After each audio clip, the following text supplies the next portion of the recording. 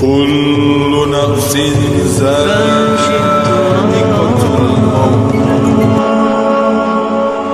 يضمني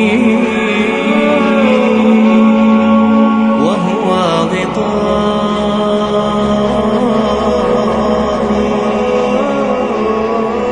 حول الرمال وبركاته.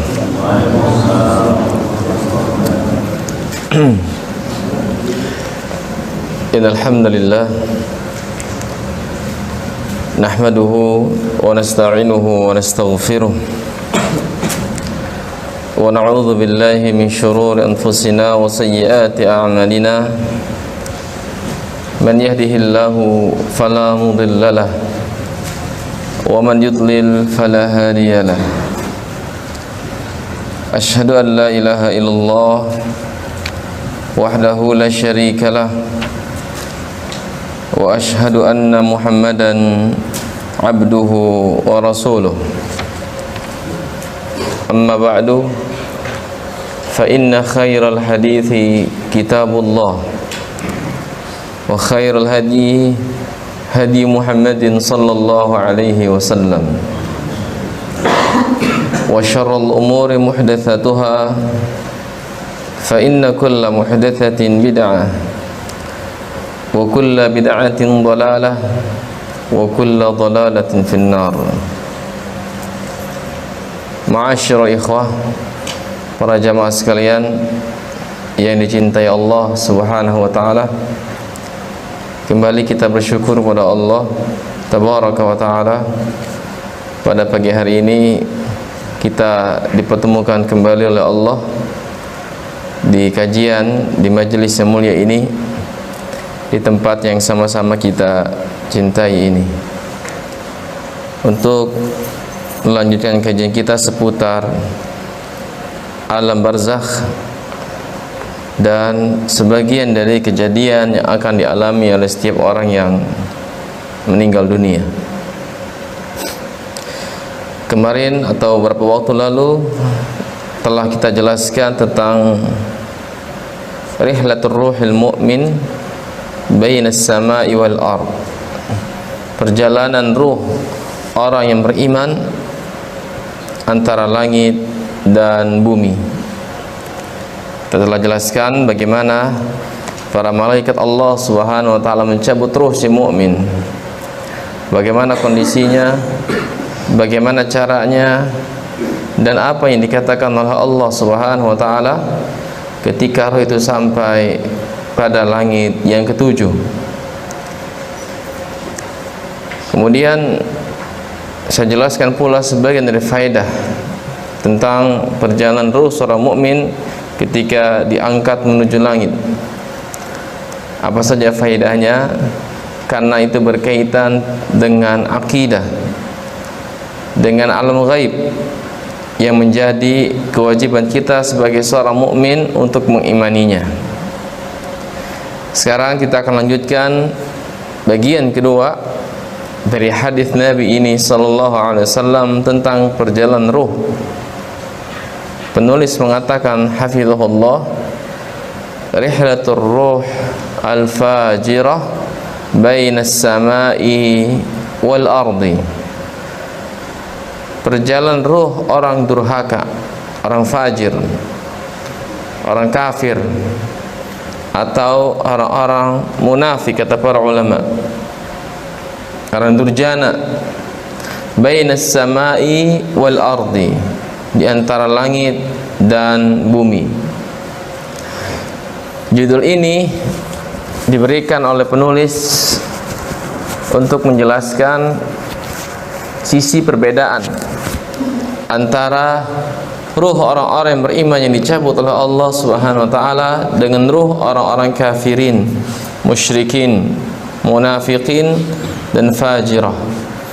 Orang-orang kafir, musyrik, munafik, dan para pelaku dosa, pendurhaka, dan orang-orang durjana. Artinya, bagaimana kondisi mereka ketika dicabut rohnya oleh Allah? Apa yang dikatakan oleh para malaikat terhadap mereka? dan apa yang dikatakan Allah Subhanahu wa ta'ala kepada ruh orang kafir ini, dan bagaimana kondisinya ketika dikembalikan ke jasadnya di bumi. Apa saja janji yang Allah berikan kepada orang-orang tersebut atau kepada ruh tersebut. Hadirin cinta Allah Subhanahu wa ta'ala, beliau mengatakan, amma rihlatur ruhil kafirah awil fajirah faha nahnu nasuquha kama saqaha as-sadiqul masduq sallallahu alaihi wasallam idh qala. Adapun perjalanan ruh orang yang kafir atau pendurhaka, maka kami akan ketengahkan, ceritakan, jelaskan, uraikan berdasarkan sabda Rasulullah sallallahu alaihi wasallam, as-sadiqul masduq, orang yang benar lagi dibenarkan ucapannya, orang yang jujur dan orang yang dibenarkan, diimani ucapannya. Ini Rasulullah sallallahu alaihi wasallam, as-sadiqul masduq. Idh qala, beliau bersabda alaihi salatu wassalam, wa innal abdal kafira wa fi riwayatin al-fajir, dan sesungguhnya orang yang kafir, hamba yang kafir atau hamba yang durhaka, idza kana fi iqbalin min ad-dunya wa inqita'in min al-akhirah nazala ilaihi minas sama'i malaikatun ghiladun shidadun. Jika ia akan meninggalkan dunia dan masuk ke negeri akhirat, sekarat maksudnya, mau meninggal dunia, nazala ilaihi minas sama'i malaikatun ghiladun shidad, maka akan turun kepadanya para malaikat yang kasar, yang syadid, yang kasar, yang keras, apalagi ya, ganas, bertampang menyeramkan. Sawadul wujuh, wajah mereka hitam pekat. Ma'ahumul masuhu minan nar, dan mereka membawa kain kafan yang kasar dari neraka. Fayajlisuna minhu maddal basar, yang para malaikat itu akan duduk di hadapannya sejauh mata memandang. Sekali lagi, ini yang bisa melihat hanya orang-orang yang akan mati, orang-orang yang sekarat, orang-orang yang akan dicabut ruhnya oleh para malaikat Allah Subhanahu wa ta'ala. Adapun orang sekitar yang hadir, yang menyaksikan kematian tersebut, tidak merasakan, tidak melihat, tidak mengetahui.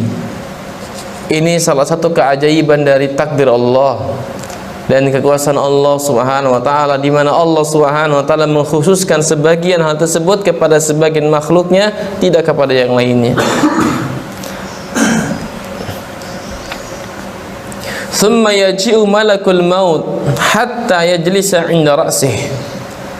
Kemudian datanglah malakul maut sampai ia duduk di hadapan orang tersebut, di kepalanya. Fayaqul, seraya berkata, ayyatuhan nafsul khabithatu ukhruji ila sakhatin minallahi wa ghadabin. Wahai ruh yang keji, ruh yang kotor, ruh yang menjijikkan, ruh yang buruk, ruh yang jelek, khabithah, ruh yang bau laksana bangkai. Khabithah itu bau bangkai, buruk, jelek, menjijikkan. Keluarlah engkau menuju kemurkaan serta kemarahan Allah. Jadi hamba yang kafir ini, jamaah cinta Allah, sebelum dia meninggal dunia, malaikat sudah mengkhabarkan kepada ruh tersebut, kepada orang tersebut akan kemurkaan Allah, kebencian Allah, kemarahan Allah Subhanahu wa ta'ala. Dari awal pertama kali datangnya malaikat Allah Subhanahu wa ta'ala, maka sang malaikat mengkhabarkan kepada orang tersebut akan kebencian, kemarahan. Awal pertama kali. dan itu dia rasakan dengan rasa yang sangat-sangat mengerikan, sehingga ruh tersebut nggak mau keluar. Dia bersembunyi di balik jasadnya, dalam jasadnya bersembunyi, nggak mau keluar. Kenapa? Karena telah dikhabarkan akan kemarahan Allah, kebencian Allah, kemurkaan Allah Subhanahu wa taala, sehingga ruh tersebut nggak mau keluar. Kata sebagian ulama rahimahumullah taala, ruh tersebut bersembunyi dalam jasadnya, sehingga memaksa malaikat untuk mencabut, menariknya dengan kuat, seperti orang yang dijenggut di bagian kepalanya. Kalau bahasa kitanya, dijenggut, diunyeng-unyeng. Tahu apa ya? Kalau orang ditarik bagian depan kepalanya, namanya adzabbu, dipegang ubun-ubunnya, diunyeng-unyeng begini. Itu malaikat tuh dengan marahnya. Qala, maka Nabi mengatakan sallallahu alaihi wasallam, fatafruku fi jasadih, maka malaikat tersebut memaksa menarik keluar ruh tersebut dari jasadnya. Fayantazi'uha kama yantazi'u sufudul kathir asy'ab min as-sufil mablul. Ditarik dengan paksa, ya, dari jasadnya, dicabut dengan kuat bagaikan dicabutnya sebuah besi yang panas yang dibakar lalu berwarna merah. Yang besi tersebut dimasukkan ke dalam sebuah kain yang udah usang, basah, lalu dilipat-lipat kain tersebut, maka cobalah Anda untuk menariknya, pasti sulit. Begitulah kondisinya, ya. Yang besi tersebut ketika dibakar dan dia berjeruji, Nabi umpamakan betapa sulitnya, betapa kasarnya para malaikat itu ketika mencabut ruh orang kafir. Seperti sebuah besi yang dipanaskan dan dia ada jerujinya, lalu dimasukkan, dilipat, dibungkus dengan kain yang basah lagi usang. Cobalah Anda untuk menariknya, pasti susah. Seperti itulah kondisinya, kesakitan, ya. Kata Nabi sallallahu alaihi wasallam, fataqta'u ma'ahal 'uruq wal 'asab, maka terputuslah semua urat-urat syarafnya dari ujung-ujung tubuhnya. Kata Al-Imam Al-Qurtubi rahimahullah taala dalam kitabnya At-Tadhkirah, ya, beliau menyebutkan bahwasanya ruh tersebut enggak mau keluar. Dia bersembunyi dalam jasad orang kafir tersebut. Ketika malaikat mengatakan ukhruji ayyatuhan nafsul khabithah, keluarlah engkau wahai ruh yang buruk, ruh yang jelek, dia tahu bahwasanya dia akan dikeluarkan dengan paksa dan dia akan keluar menuju kemurkaan Allah Subhanahu wa taala. Maka ruh tersebut bersembunyi, maka ditarik paksa sehingga urat-urat bagian ujung-ujung tubuh tersebut dari ujung kakinya putus, ya, bagian syarafnya putus, dan itu sangat menyakitkan kata para ulama. Kalau si mukmin saja ketika sekarat itu sangat menyakitkan, apalagi orang kafir, waliyadzubillah. Maka kata Nabi, maka putuslah semua urat-urat syarafnya bersama dengan dicabutnya ruh tersebut. Hingga kata Nabi sallallahu alaihi wasallam, ketika ruh itu dicabut, maka pandangan mata akan mengikuti, ya. Dan salah satu alamat husnul khatimah bagi seorang mukmin ketika ruhnya dicabut, maka di dahinya terdapat keringat atau peluh.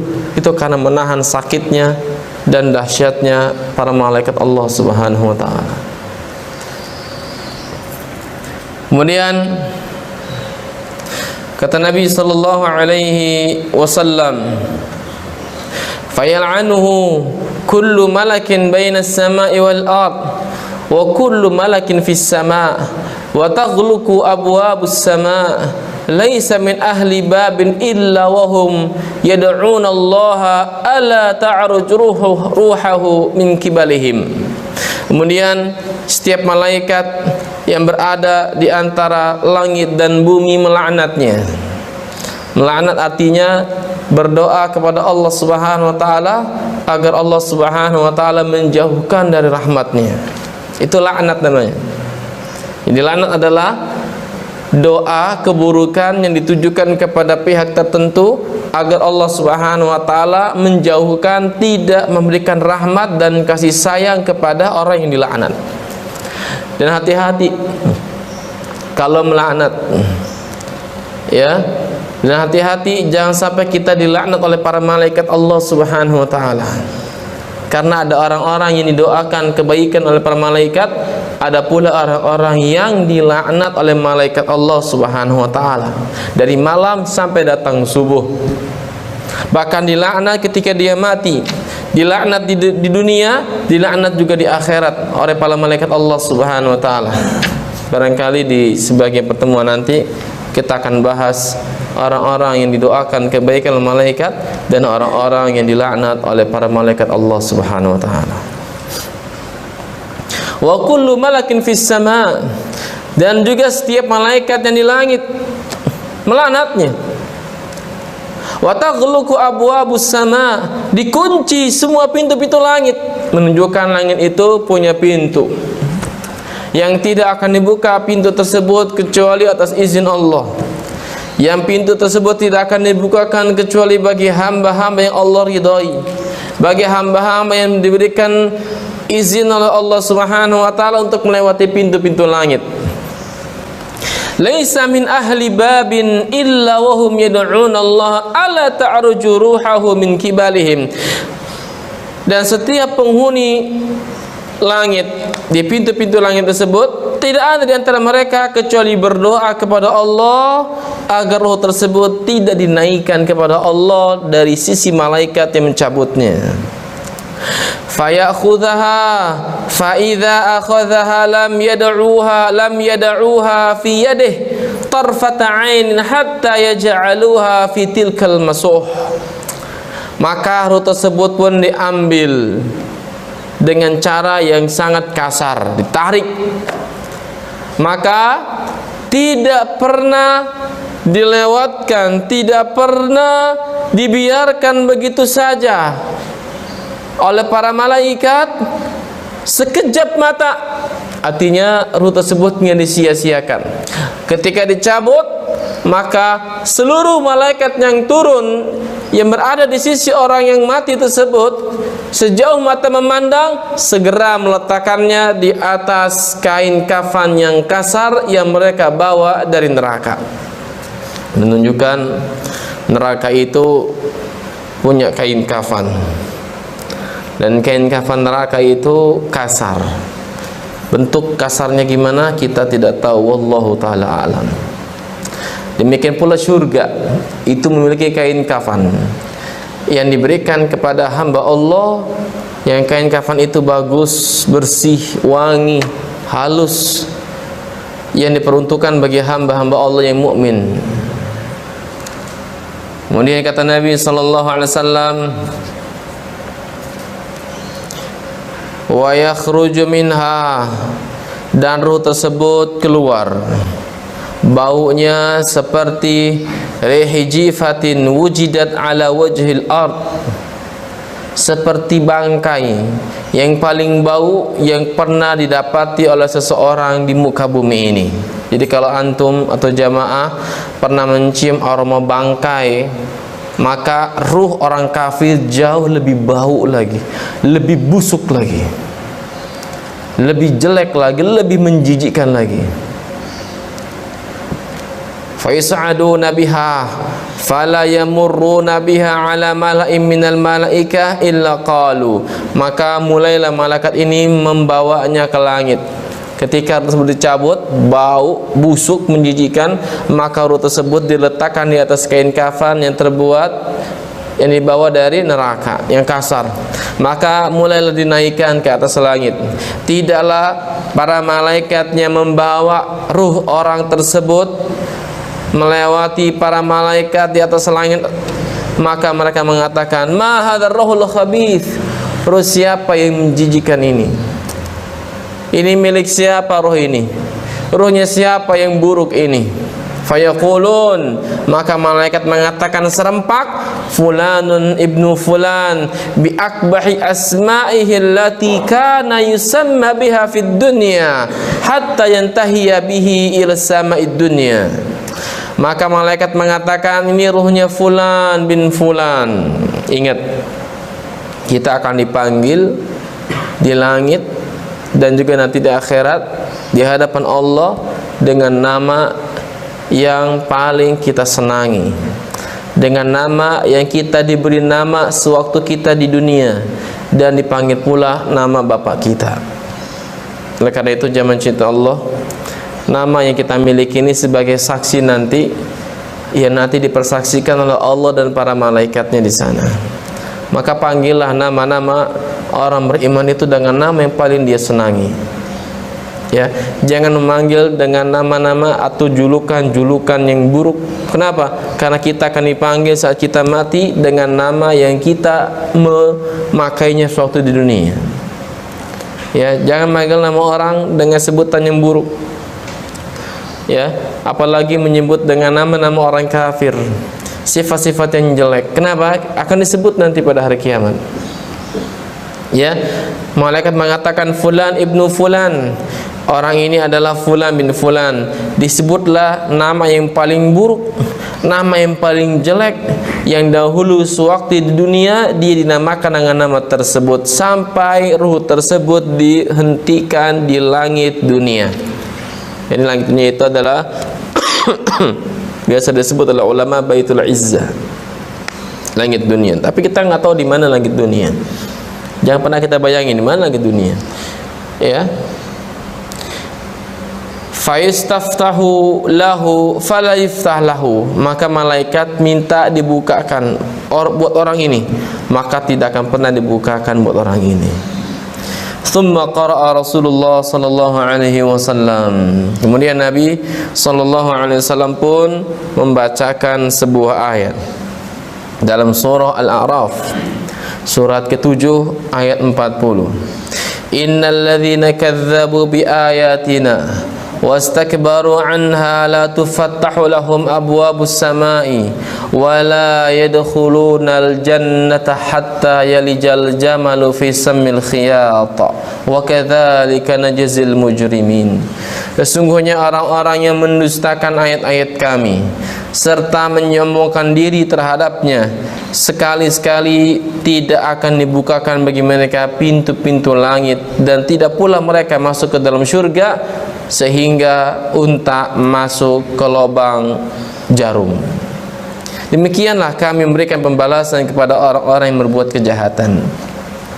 Ayat ini dijadikan dalil Nabi sallallahu alaihi wasallam sebagai bukti bahwasanya orang-orang yang mati dalam kekafiran, orang-orang yang mati di atas kekufuran kepada Allah, orang-orang yang mati di atas dosa dan maksiatnya kepada Allah, para pendurhaka, para pendurjana, kafir, musyrik, munafik, tidak akan pernah dibukakan baginya pintu-pintu menuju langit. Dilaknat dia, disebut dengan nama yang sangat buruk. Ya. Dan mereka tidak masuk surga sampai onta masuk ke lubang jarum. Maksudnya apa? Hal yang sangat mustahil, tidak akan pernah untuk selamanya. Tidak ada sejarahnya onta bisa masuk ke lubang jarum. Allah jelaskan demikian, itu menunjukkan hal yang sangat tidak mungkin, tidak akan pernah terjadi. Tidak ada dalam catatan Allah orang kafir, ya, orang musyrik, dia mati dalam kondisi seperti itu masuk ke dalam surga Allah, nggak ada. Kalau ada unta bisa masuk ke lubang jarum, baru mereka bisa masuk surga. Ini hal yang sangat mustahil kata para ulama kita. Kemudian Allah Subhanahu wa taala berfirman ketika roh ini tertahan di langit dunia. Ya. Allah mengatakan, kata Nabi sallallahu alaihi wasallam, fayaqulullahu azza wa jal uktubu kitabahu fi sijjin fil ardi sufla. Kata Allah Subhanahu wa taala, catatlah siapkanlah catatan buku orang tersebut di sijjin, yaitu di lapisan bumi yang paling bawah. Kalau si mukmin di mana? Apa lawan sijjin di Al-Quran? Illiyin, di tempat tertinggi. Kalau orang kafir di mana? Sijjin. Wa ma kama adraka ma sijjin, kitabun marqum. Tahukah engkau apa itu sijjin, kata Allah?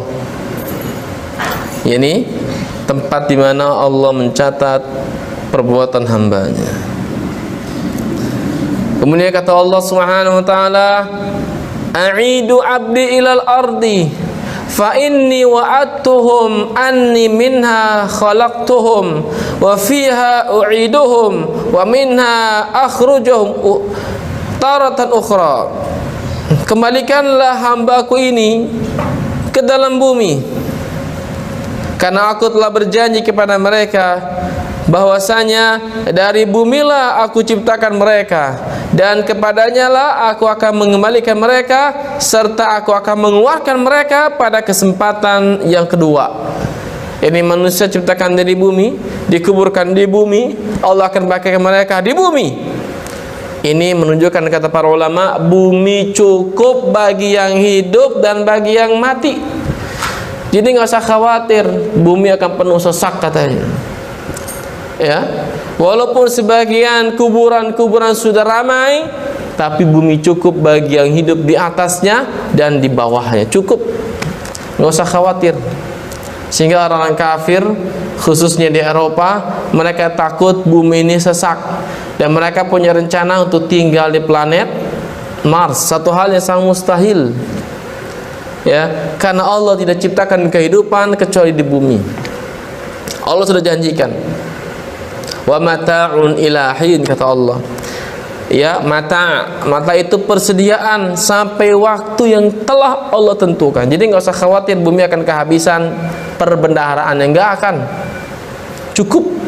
Ya, bumi cukup. Ya, jadi nggak usah khawatir kehabisan bahan bakar.